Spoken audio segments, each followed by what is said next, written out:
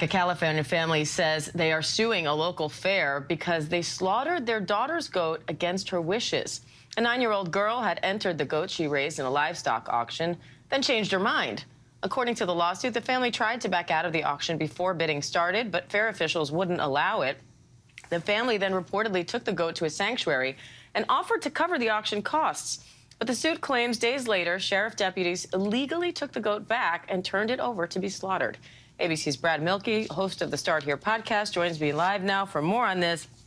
Brad, what happened here? This is a wild story, Diane. So this is in Shasta County, California, where this little girl, this 9-year-old, is part of the local 4-H program. 4-H, as you know, teaches, youngsters sort of the ropes of agriculture. And so she's in this program where she's raising a goat from a young age to adulthood, where then she takes it. It sort of culminates in the district fair, where you take it and it's auctioned off. You can see where this is going, to be slaughtered.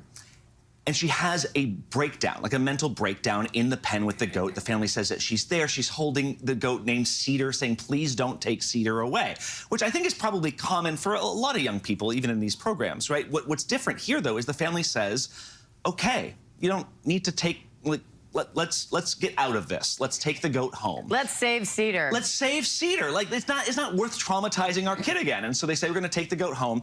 They ask the fair, listen, if we cover the costs that the buyer paid, it's like $900, can we just take Cedar back? The county fair says, no, you can't, and you better not take Cedar anywhere. The family says, we're taking Cedar anyway. They spirit Cedar away. They escape Cedar out of the fairgrounds, and they reportedly take it to this animal sanctuary. That's where they say this goes from kind of sad to scary, because you got to understand that the district fair is run by the county. The county also runs the county sheriff's department. And so that's where sheriffs start getting involved and taking they start surveilling the house, according to affidavits, and they get a warrant to take Cedar away and eventually slaughter him.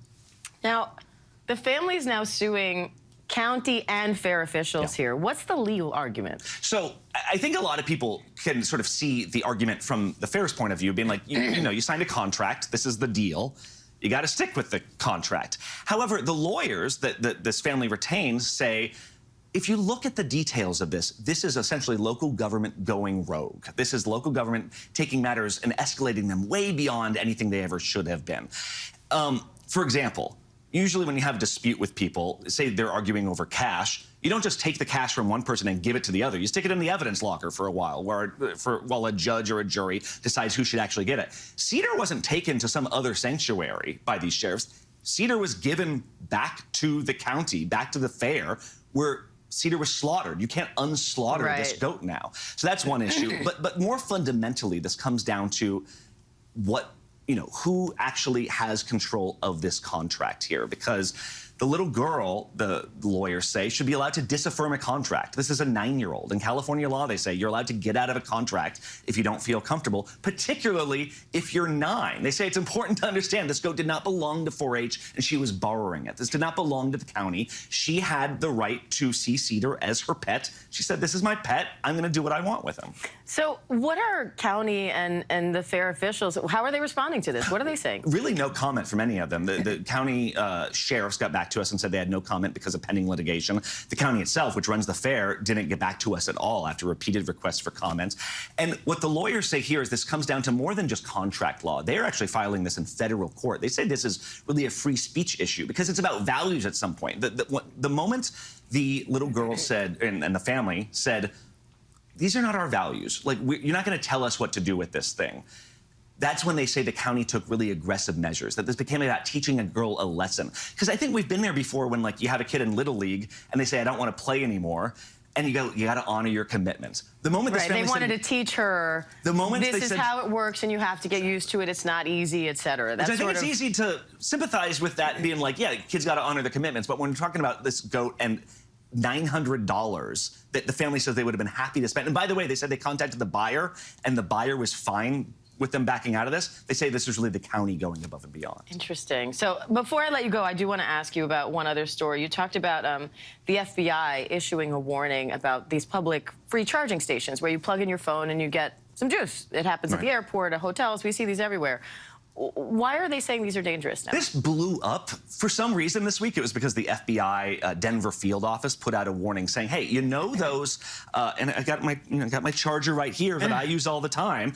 They say, you know those charging stations that you see at a hotel lobby or that you'll see at the airport or something where lots of people can plug in at once? They say, those are dangerous. You shouldn't be using them. And they say it's because of this scam known as juice jacking, where, I mean, take a look at these cords. So this is a one-way cord where it's just giving my phone power. Right. The moment you're using that USB cord, this is a two-way street. It can both provide power to your phone, but it can also download information. That's why it works with your computer when you're syncing your phone. Well, that means that if hackers have infected the machine, and they apparently have been known to do this, they could also be siphoning information off your phone, your passwords, your data, even just making a complete backup of your phone. However, what's important to know here, Diane, the FBI, local law enforcement, no one has ever actually given an example where this has worked out in the wild. It's something that can be done by hackers. We don't know how often it is actually being done. So they're saying there's a risk of this happening, but have they provided any evidence of it actually happening? They're saying this is like a vulnerable thing to do. Don't do it, please. And yet these things are all over the place, and we haven't actually seen any instances of this. So what do you do then? Try to find the one outlet in the airport? I've been wandering around with this all day, going like, what do I do? Do I plug this in? No, they say AC power outlets, when you're actually using the plug, these are fine. They say focus on that. Do not plug the USB cable into one of these communal stations. Don't forget the extra little boxy thing on the end. Brad, thank you. Thanks. And you can hear Brad dive into more stories like these on Start Here. New episodes drop weekdays at 6 a.m. Listen wherever you get your podcasts. Hi, everyone. George Stephanopoulos here. Thanks for checking out the ABC News YouTube channel. If you'd like to get more videos, show highlights, and watch live event coverage, click on the right over here to subscribe to our channel. And don't forget to download the ABC News app for breaking news alerts. Thanks for watching.